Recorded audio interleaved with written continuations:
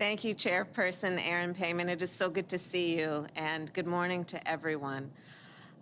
Thank you, all of you, everyone, for your incredible leadership, the courage of your leadership, the tenacity of your leadership, and most importantly, for your commitment to build a strong nation-to-nation relationship with our administration.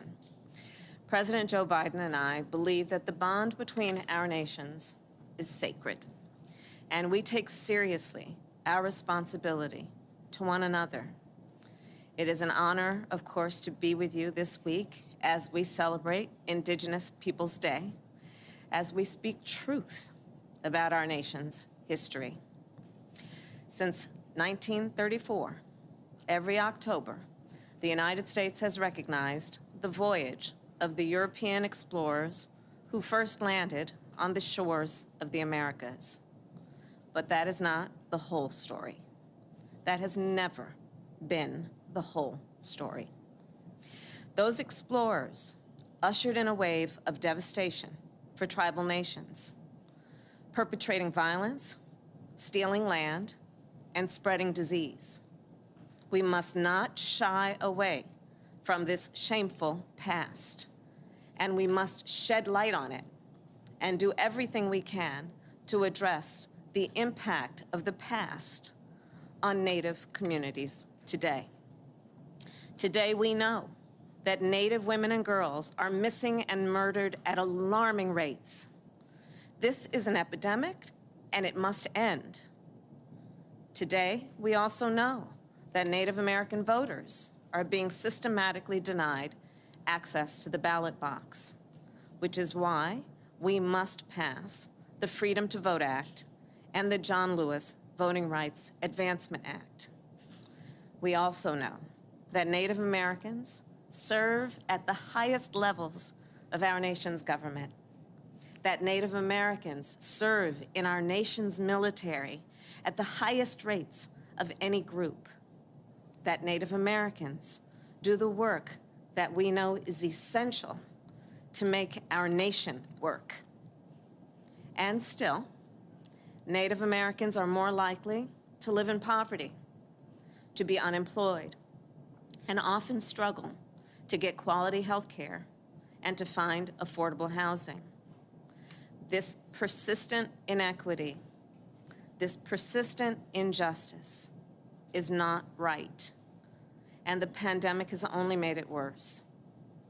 I believe strongly that we right now have a chance to change things, to improve things, to be better for this generation and for the 7 generations to come.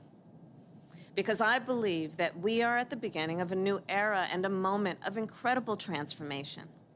As we work to rebuild our economy, as we work to restore our democracy, we have the opportunity to build a better future together.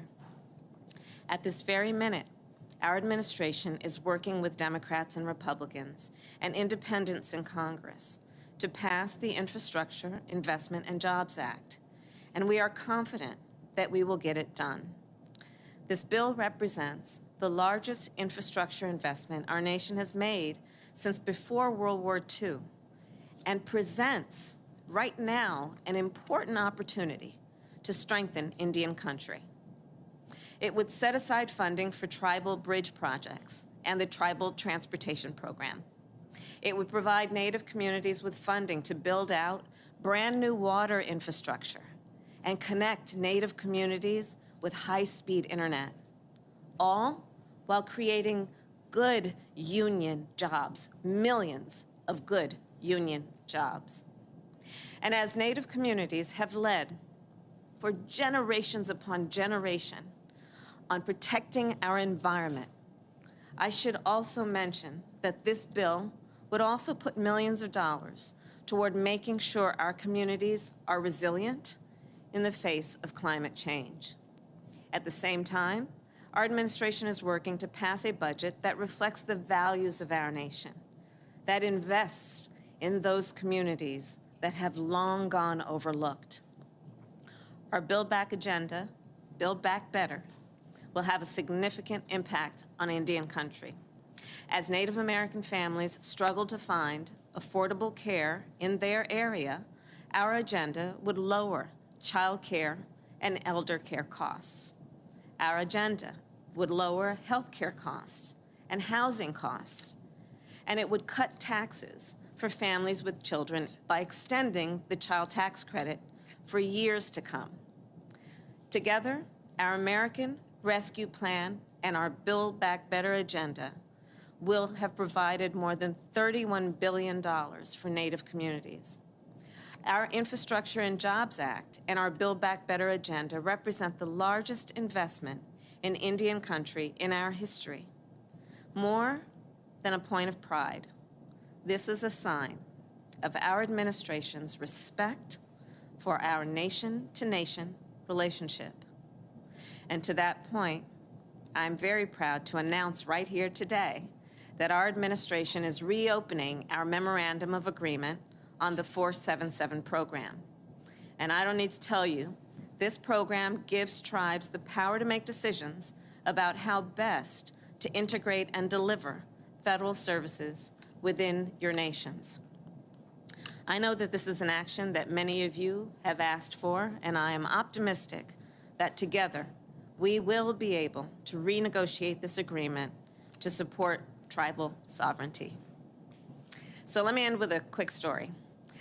Back in July, in my ceremonial office, Secretary Deb Haaland and I had a conversation with Native American leaders on our fight for voting rights and to protect the right to vote, which is, of course, another important aspect of the work we are doing together. At the end of our conversation, they presented me with a beautiful star quilt of red, white, and blue made by members of the Oglala Sioux Nation. They wrapped it around me and honored me with a blessing. It was a moment I will never forget. It is a moment I will always cherish. And so as I leave you today, it is my prayer that as one family, we seize this moment in our shared history to bring about shared prosperity. May we protect the future of our children and their children for generations to come. And may that future ground us and guide us always.